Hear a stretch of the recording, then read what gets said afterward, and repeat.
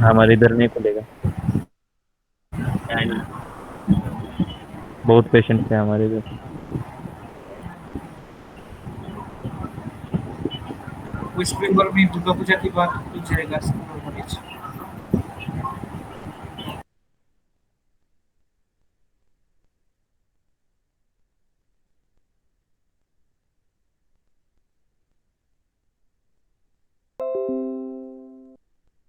आवाज आ रही है ना और दिख रही है स्क्रीन? स्क्रीन तो यस दिख मैम। रही है। क्या स्क्रीन? स्क्रीन दिख रहा है मैम, मगर चल नहीं रहा। हाँ हाँ हाँ, ठीक है अब ठीक है। चलाया नहीं तो चलेगा कैसे? एक मिनट।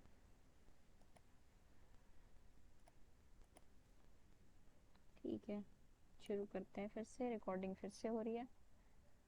कहाँ थे हम? फिर से कुछ।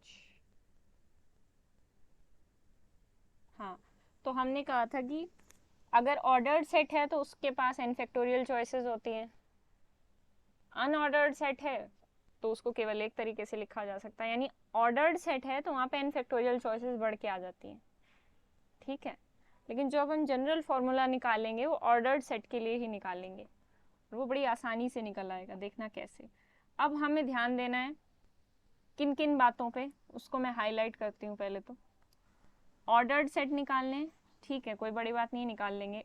जब ऑर्डर्ड वाले काउंट कर लेंगे तो फिर हम ऐसे काउंट करेंगे जो ऑर्डर्ड नहीं है, यानी अनऑर्डर्ड वाले काउंट करेंगे, वो बड़ी आसानी से इसी के हेल्प से काउंट हो जाएंगे।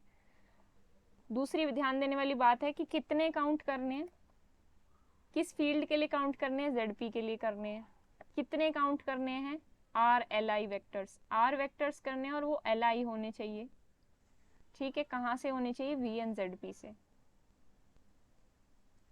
एक गड़बड़ है यहाँ पे कुछ, ये मैंने कैसे लिख दिया है।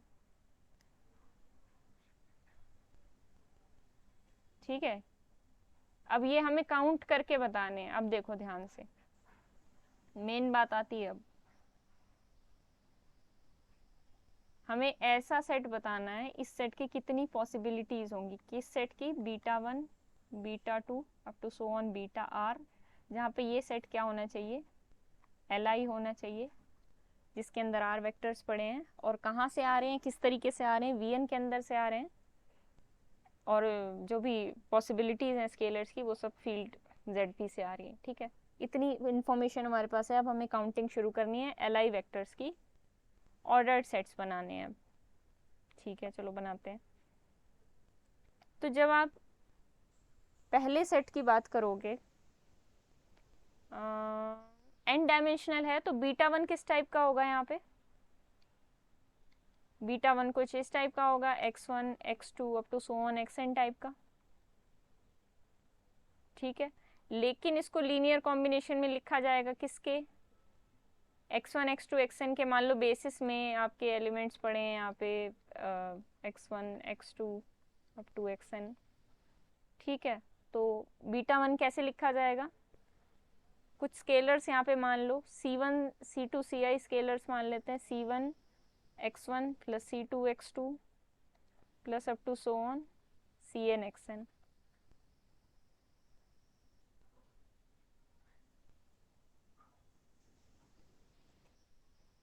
थोड़ा सा कॉम्पैक्ट तरीके से बताना चाहते हैं हम।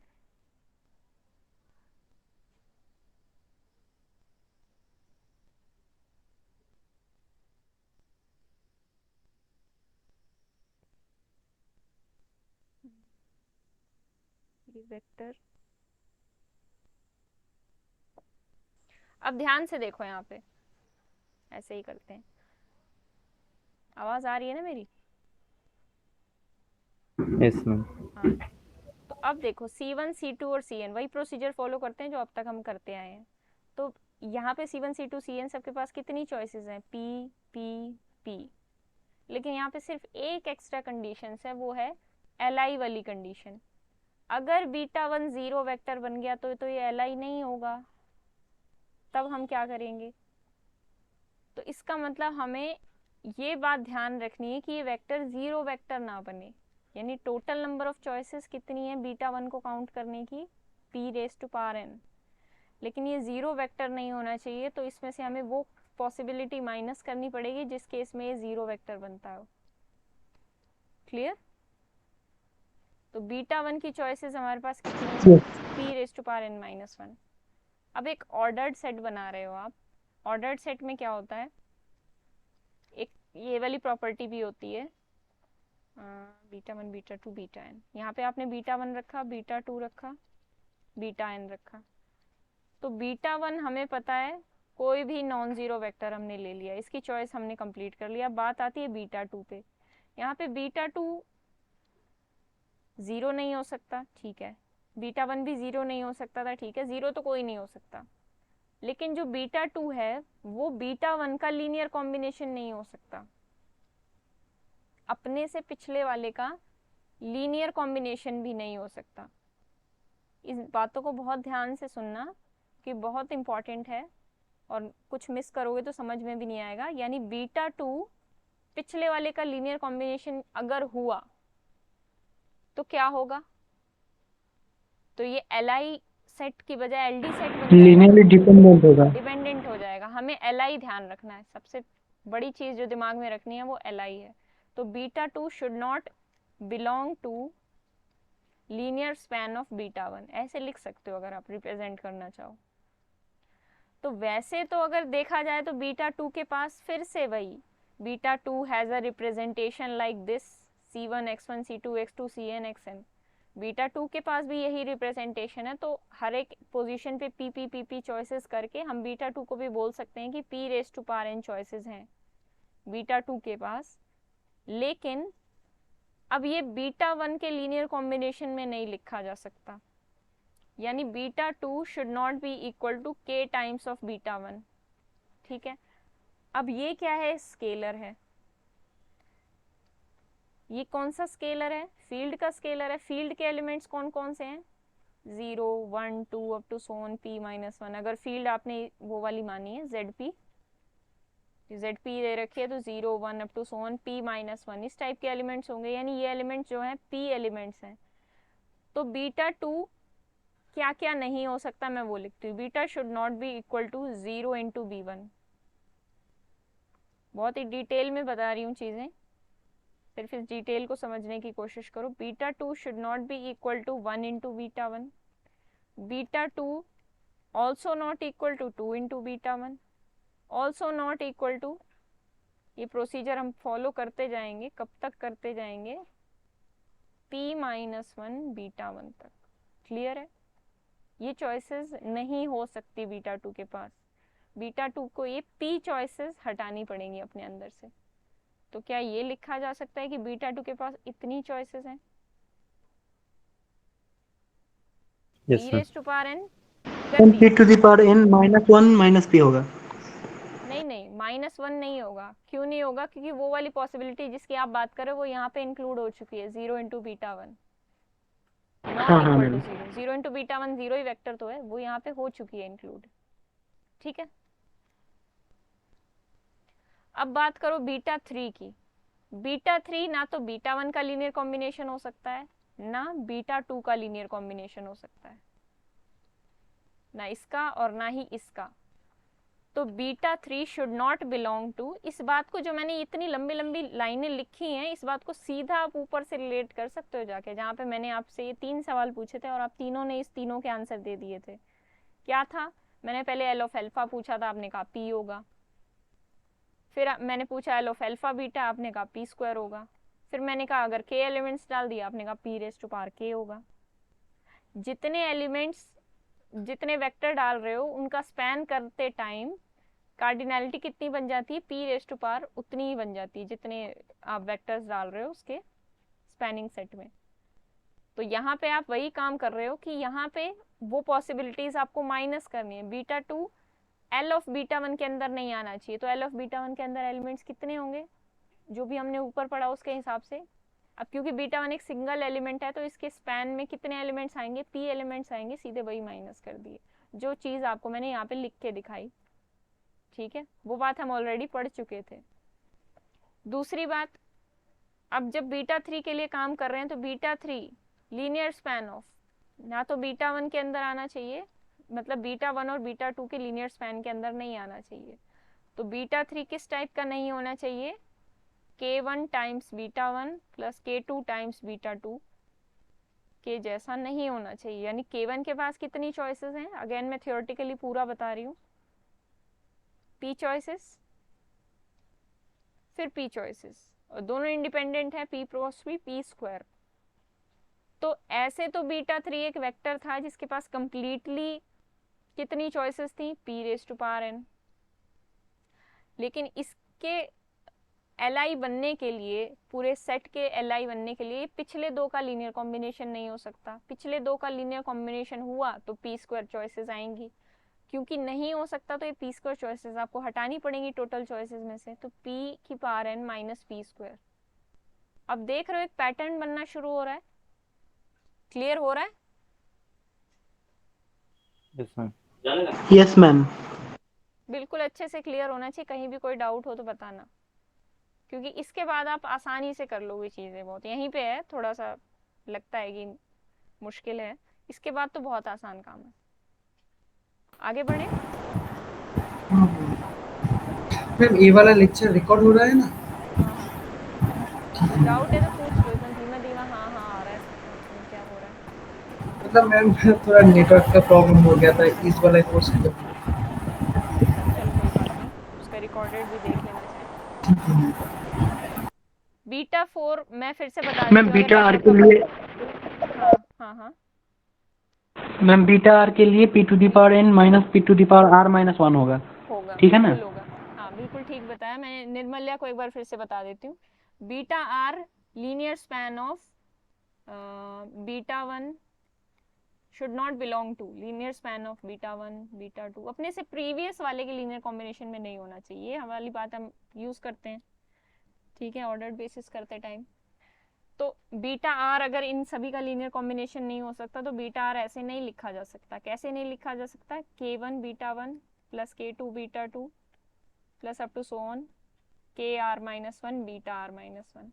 तो ये जो के आईज हैं ये और कुछ नहीं, फील्ड के ही तो एलिमेंट्स हैं। ये आ कहाँ से रहे हैं? जेड पी से। इन सभी के पास पी चॉइसेस हैं, ठीक है। तो टोटल चॉइसेस बीटा आर के पास क्या क्या नहीं हो सकती वो ये है, p raise to power r minus 1 जब हमने सभी को मल्टीप्लाई किया। तो जो हो सकती थी वो तो थी p raise to power n। अब जो नहीं हो सकती वो इसमें से आपको करनी पड़ेगी minus p raise to power n minus 1। क्यों कर रहे हैं हम ये माइनस? क्योंकि हमें li सेट्स बनाने हैं। ये सब कुछ हमें करना पड़ेगा काम, क्योंकि अगर ये काम नहीं किया तो वो LD हो जाएंगे। सिंपल सी बात। तो सभी की चॉइसेस आपको लास्ट में जाके मल्टीप्लाई करनी पड़ेंगी। सेट आप क्या बना रहे थे उसको मत भूलना, beta 1 beta 2 up to so on beta r. ये सेट था, ये सेट आप बना रहे थे। इसके पास चॉइसेस कितनी थी? सब कुछ काउंट कर लिया अब हमने, फटाफट बताते जाओ। इसके पास चॉइसेस कितनी थी? p raise to power n p to the power minus n minus 1। वो वन चॉइस कौन सी माइनस की थी कि ये कहीं जीरो ना हो जाए, क्योंकि जीरो वेक्टर जिस सेट में आ गया वो LD हो जाता है। हमें क्या बनाना है? Li। इसके पास चॉइसेस कितनी थी? p raise to power n p to the minus power n minus p क्यों माइनस किया था? इसका लीनियर कॉम्बिनेशन ना हो जाए कहीं पिछले वाले का, क्योंकि अगर हो गया तो LD हो जाएगा। Up to so on beta r तक चलते चलते आया। अभी जस्ट ऊपर मैंने लिख के दिखाया था। इसकी चॉइसेस क्या होगी? p raise to power n minus p raise to power r minus 1। ये सभी चॉइसेस आपस में मल्टीप्लाई हो जाएंगी कि ये बीटा आर अपने से किसी भी पिछले वाले का लीनियर कॉम्बिनेशन ना हो जाए। ये आ जाएगा आपकी कार्डिनैलिटी ऑफ दिस सेट, जो हम ऊपर निकालना चाह रहे थे। लिख देती हूँ मैं यहाँ पे, ये रहा।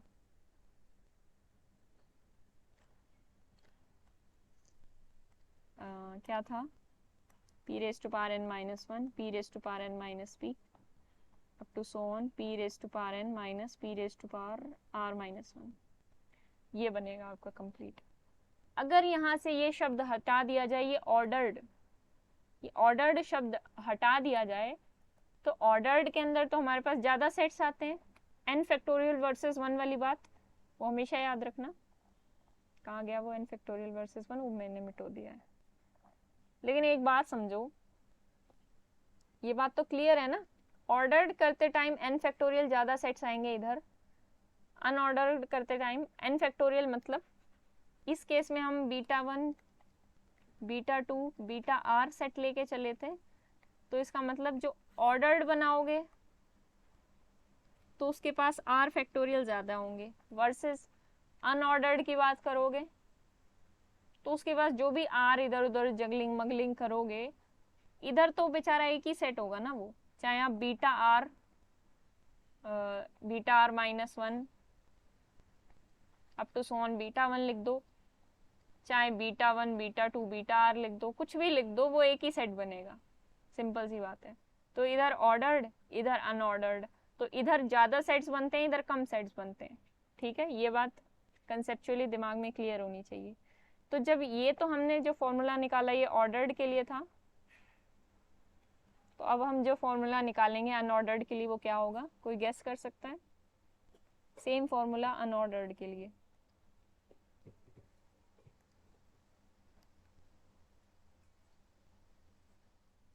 फिफ्थ है शायद ये फॉर्मूला।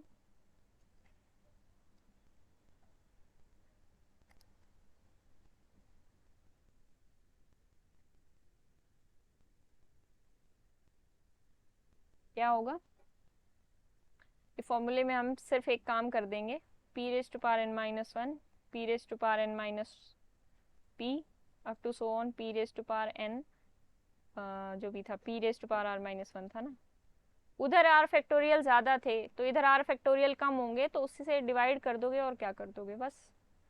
तो ये बन जाएगा अनऑर्डर्ड सेट्स, इधर r फैक्टोरियल कम हो जाएंगे उससे, जो चॉइसेस उसके पास r फैक्टोरियल ज़्यादा थी इसके पास वो कम है, तो इधर डिवीजन हो जाएगा ना। अगर उधर x नंबर ऑफ सेट्स बन रहे थे तो r factorial into x sets थे, अगर इधर x नंबर ऑफ सेट्स बन रहे थे तो 1 इंटू x थे। तो बस इधर क्या करोगे, इधर आपने निकालते टाइम क्या किया, इसको r फैक्टोरियल से डिवाइड ही तो किया, जो इसकी कार्डिनैलिटी थी r फैक्टोरियल इंटू x, उसको r फैक्टोरियल से डिवाइड करके ही तो ये आएगा आपका। समझ गए या ऊपर से गया? मैम मेरा एक कॉन्फ्यूजन हो गया मैम, ऑर्डर सेट की मैम सेट माने सेट ऑफ सेट्स होता है? क्या पूछा आपने? ऑर्डर सेट मतलब सेट का एक सेट सेट्स का होता है, मतलब सेट्स का सेट होता है ma'am order set? Order set set का सेट जैसे कुछ एग्जांपल उससे पूछो। मतलब मैम ऑर्डर सेट वो होता है जो माने जिस सेट के अंदर मैम ये अनऑर्डर्ड वाला जो आपने बताया ये एक बार फिर से बता दीजिए। बताते हैं, पूछो क्या पूछ रहे हो निर्मल है? मतलब किसी सेट की हर एक एलिमेंट अगर सेट होता है तो उसको क्या कहता है, सेट्स और सेट ऑफ सेट्स बोलते हैं ना। वो तो पावर सेट में देखते हो आप, पावर सेट में क्या होता है, power set of any set is a set of all subsets. Set से रिलेट नहीं करना है इस बात को, ऐसा मत सोचो। मैं बस ये बताया था मैंने शुरुआत में जब हमने लेक्चर शुरू किया था, तो ये जो सेट है और ये जो सेट है ये दोनों बराबर ही होते हैं ना। हाँ मैम। सेट की पोजीशन, एलिमेंट्स की पोजीशन इधर उधर कर दो उससे क्या फर्क पड़ता है, सेट तो इक्वल है। हाँ मैम। लेकिन एक खास टर्म दी गई ऑर्डर्ड सेट, जिसमें ऑर्डर मैटर करता है। ठीक है, इसका कोई रियल लाइफ एग्जांपल जैसा कैसे हो सकता है?